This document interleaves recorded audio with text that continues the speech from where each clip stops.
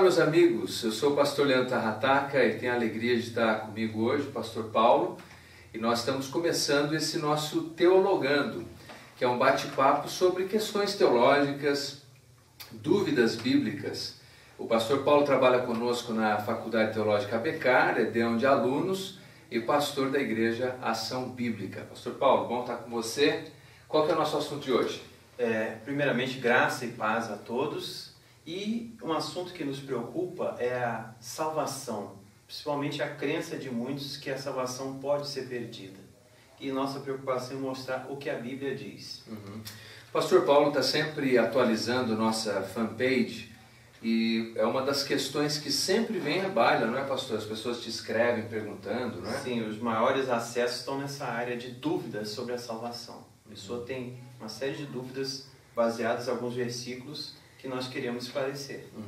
Pastor, qual que seria o versículo-chave que mais surge, por exemplo, colocando em xeque a segurança da salvação? O mais usado pela maioria é Mateus 24:13. Esse é o campeão de chamadas onde eu tive que dar mais explicações. Mateus 24:13 é o mais usado, que diz aqui na minha versão do que quem perseverar até o fim, esse será salvo. Dando a entender de que se alguém não perseverar, não será salvo ou perde a salvação. E aí nós temos que ver todo o contexto. A Bíblia tem a hermenêutica para interpretação, e eu tenho que ver as regras, tenho que ver todo o contexto antes de dar uma resposta baseada num único versículo. E nesse caso, em particular, a pessoa que, por exemplo, foi abordada um dia ou se deparou numa leitura com esse versículo e teve a impressão de que, a menos que ele faça alguma coisa, ele continue fazendo alguma coisa, ele será salvo. Qual é a resposta aqui do contexto da passagem? O contexto da passagem, nós que temos uma interpretação pré-milenista, pré-tribulacionista, nós cremos que é um texto futuro, escatológico, onde as pessoas, durante o período chamado tribulação, terão que perseverar até o fim. E nós, no período atual da igreja, não estamos debaixo desse contexto, um contexto também bem judaico. Nós não estamos vivendo essa época, então não se aplica a nós, apesar de ser palavra de Deus. Claro, seria correto eu dizer, por exemplo, aqui, quem perseverar até o fim da tribulação, ele será salvo. Sim, essa é uma explicação bem mais clara e objetiva. Tem alguma outra passagem? Então essa aqui a gente já viu que certamente não está, primeiro está no contexto judaico, segundo, ela está tratando desse período chamado Grande Tribulação. Ela fala de perseverar, então até o fim não da sua própria existência, mas fim da tribulação e ser salvo. Mas há alguma outra passagem que pode e é utilizada para colocar em dúvida a segurança da salvação? Bom, outras pessoas também usam Hebreus 6, de 4 a 8, que é um contexto também todo especial. A gente, para ter uma doutrina segura, segundo a hermenêutica, nós temos que ter 3 ou mais versículos, seria o ideal. Uma passagem única, que não se repete em local nenhum da Bíblia, já fica difícil, nós temos que ver o contexto especial daquela passagem. Então, Hebreus fala, eu tenho uma versão aqui que vai dizer, não é nem a corrigida, nem a atualizada, mas de 4, a partir do versículo 4, falando que é impossível que os que foram uma vez iluminados e provaram o dom celestial, se fizeram participantes do Espírito Santo, provaram a boa palavra de Deus e os poderes do mundo vindouro, e depois caíram, sejam outra vez renovados para arrependimento, visto que, quanto a eles, estão crucificando de novo o Filho de Deus e o expondo à desonra ou humilhação.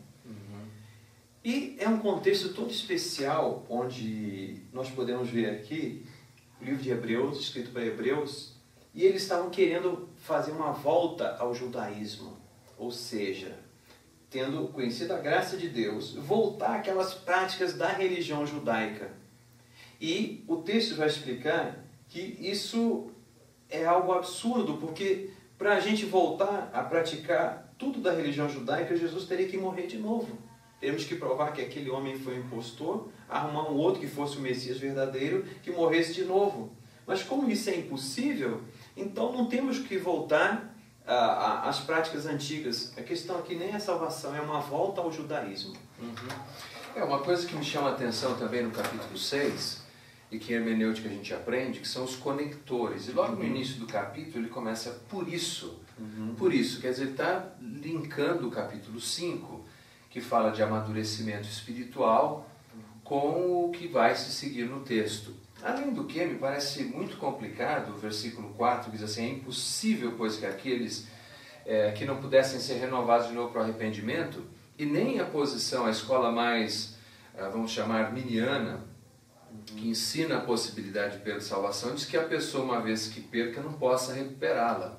E seria uma estranheza, até dentro do arminianismo, usar esse texto como defesa, não é isso? Porque diria que seria impossível, então, e a pergunta seria: qual é esse pecado, não é? Não temos uma clareza do que seria do pecado, mas pelo contexto, havia grupos chamados judaizantes que queriam introduzir na igreja cristã práticas como circuncisão, guarda do sábado, que já estavam superados na igreja primitiva, mas grupos queriam introduzir isso. Então o texto vai falar que seria como querer crucificar Jesus de novo, e isso é impossível, crucificar Jesus de novo. Então não precisamos voltar àqueles rudimentos antigos, aquelas práticas antigas. Temos que seguir na graça, que uma outra parte aqui de Hebreus fala que nós não temos que ser como crianças e bebendo leite, mas temos que ser adultos comendo alimento sólido. É o capítulo 5 mesmo, o 5, versículo 12 e o versículo 13, né, que fala exatamente sobre essa questão. Uma coisa curiosa que eu vejo também no versículo 6 é assim: e caíram. Sim, é impossível outra vez renová-los para arrependimento. Uma coisa que me chama a atenção no livro de Hebreus é o fato de que a comunidade deveria exortar uns aos outros a viverem uma vida piedosa. E me parece que essa expressão é impossível à comunidade renovar essas pessoas, e não Deus, até porque para Deus nós sabemos que não existe nada impossível. Logo, me parece estar falando de que chega um limite em que a igreja, a comunidade, não tem mais como ficar levando alguém a se arrepender de algumas coisas, mas Deus poderia fazê-lo. Então é um contexto especial que nós temos que respeitar, e estamos vendo que não está nem falando da salvação, está falando de uma volta à religião judaica.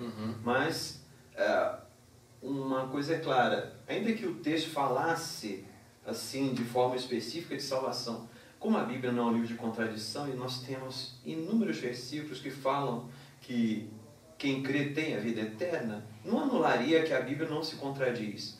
É uma situação especial, um contexto especial, que nunca mais se repetiu, não é abordado em nenhum outro livro da Bíblia. Então isso nós temos que ver e respeitar.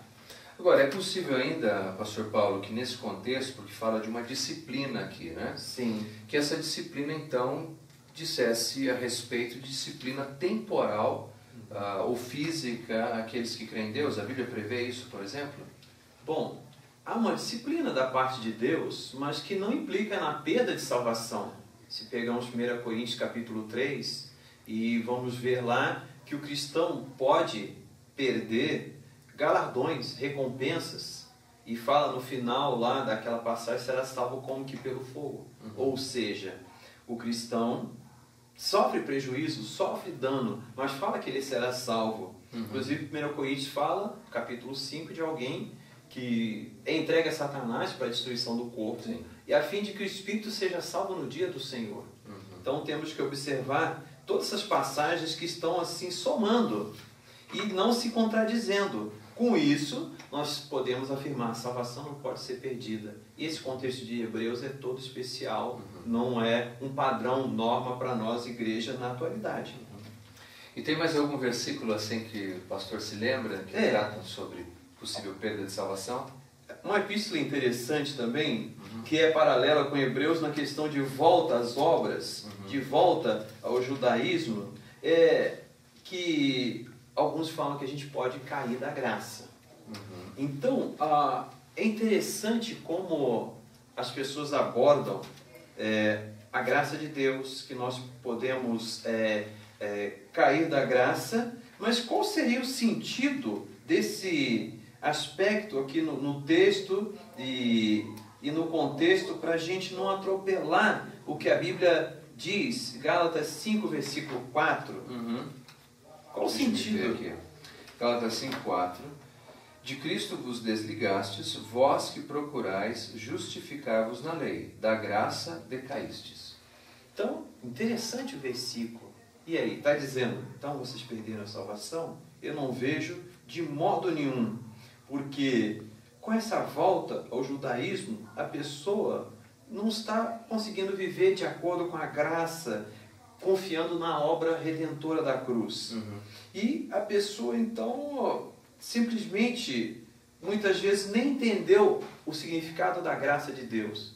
Que quem entendeu vai depender exclusivamente. A pessoa ainda estava na dúvida e simplesmente abraçou o sistema de obras, sistema de fazer alguma coisa para tentar alcançar o favor de Deus. E Jesus já trouxe esse favor a nós, morrendo na cruz. Então o problema em Mateus 24 é uma passagem escatológica que não pode ser usada na disciplina de soterologia, de salvação. Sim.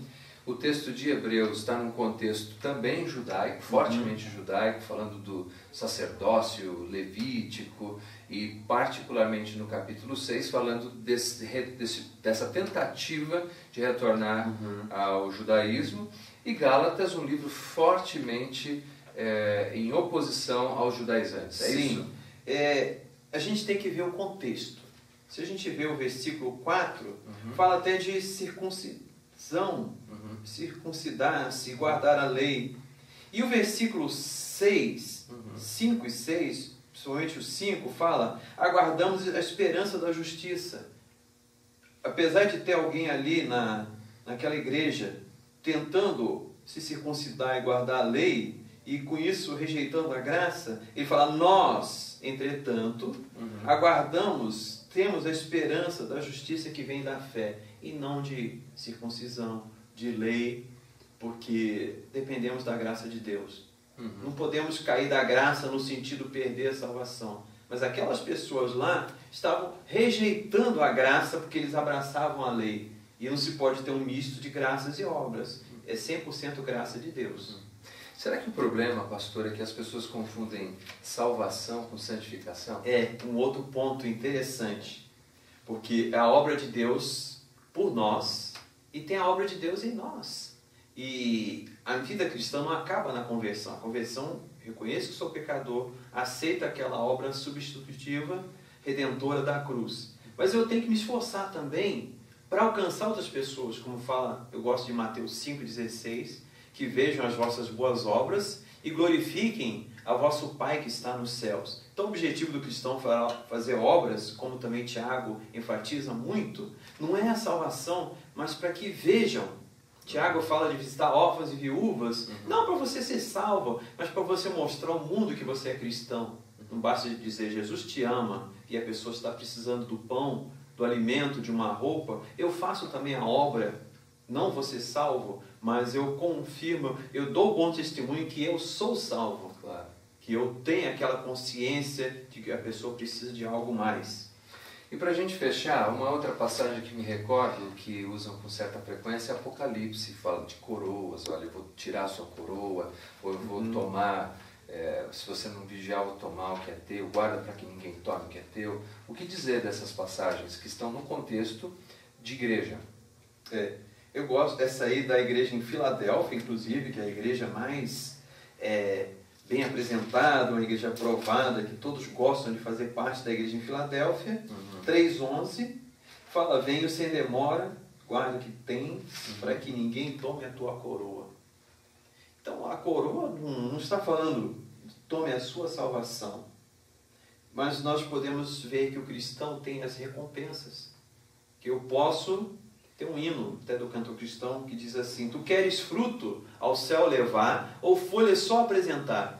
Algumas pessoas vão chegar lá na presença de Deus com frutos, e outros vão chegar na presença de Deus também salvos, mas só com folhas, não produziram frutos. Então é interessante a teologia que está implícita naquele hino, onde eu tenho que me esforçar para não chegar apenas com folhas e levar frutos.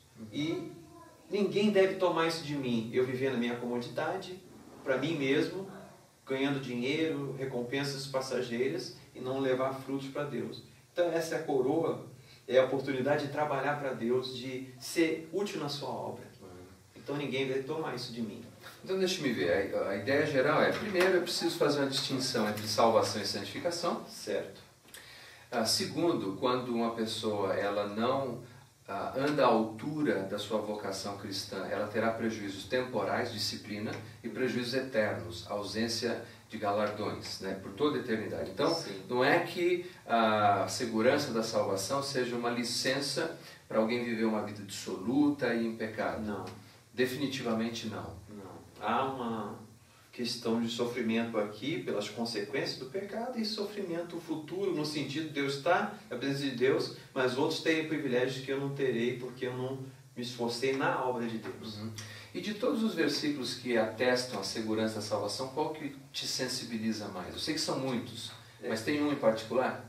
E eu creio que dois. Uhum. É difícil citar um só, eu cito dois. Primeiro João 6, Evangelho de João, capítulo 6, versículo 37, que assim, eu acho que é tremendo, maravilhoso. Uhum. Que ele fala, tudo que o Pai me dá virá a mim, e o que vem a mim de maneira nenhuma. De maneira nenhuma. Não, mas se cometer adultério, se matar alguém, não tem isso. De maneira nenhuma eu lançarei fora. E João 10, capítulo 10, que também é maravilhoso, 10, 28, eu lhes dou a vida eterna, jamais perecerão, e ninguém, eu não posso crer que o diabo tem 5 minutos, 1 minuto de maior poder que Jesus, que vai lá e me tira da mão de Jesus. Ninguém as arrebatará da minha mão. Uhum. Então eu creio que, se a Bíblia não é um livro de contradição, e temos o testemunho como Romanos capítulo 8, que é excelente, maravilhoso, que nada nos separa do amor de Cristo, não é um outro versículo de uma situação especial que vai nos tirar essa certeza. Então, um contexto, uma explicação própria para aquele versículo. Uhum. É justo dizer que a maioria dos versículos utilizados para colocar em dúvida a segurança da salvação são em textos obscuros ou em passagens do Antigo Testamento? É legítimo dizer isso? Alguns gostam de usar o livro de Ezequiel, alma que pecar, essa morrerá. Mas assim, o Velho Testamento, a revelação de Deus é progressiva. Eles não conheciam o que nós conhecemos. Até o livro de Atos, os Evangelhos, não tem a teologia que nós temos, né, já nas epístolas de Paulo. Há um progresso na revelação de Deus. Uhum. E há um contexto especial que eu tenho que ler o versículo anterior, posterior, às vezes o capítulo inteiro, o livro inteiro. Pano de fundo histórico. Sim, né? E assim ver se aquilo se relaciona com outros versículos da Bíblia, que eu tenho que ter o contexto seguro de que outras passagens em outros livros também vão dirigir na mesma direção. Aí sim eu tenho uma doutrina segura. Senão eu vou pela exceção e não pela regra. Uhum. Excelente, Pastor Paulo. E se alguém quiser falar conosco, mandar mensagens, fazer perguntas, como é que eles podem fazer isso? Bom, nós estamos à disposição 24 horas no ar, www.facebook.com.br/Faculdade Teológica ABK.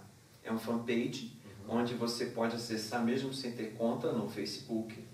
Entrando lá, deixa uma mensagem, uma dúvida. Eu tenho dúvidas sobre tal versículo. E nós queremos responder. Se você vier estudar conosco, vai aprender mais ainda. E não só vai ter certeza, mas vai pregar essa certeza para outras pessoas. Repete, por favor, pastor. www.facebook.com.br/Faculdade Teológica ABK. Onde lá nós acolheremos a sua dúvida e vamos responder com base na Bíblia. E se você quiser conhecer melhor a Faculdade Teológica ABK, você pode entrar no www.abkteologia.com. Inclusive mandar uma mensagem direto para o pastor Paulo, para mim ou para a nossa instituição. Deus abençoe você e até o nosso próximo Teologando. Obrigado, pastor. Amém. Deus abençoe a todos.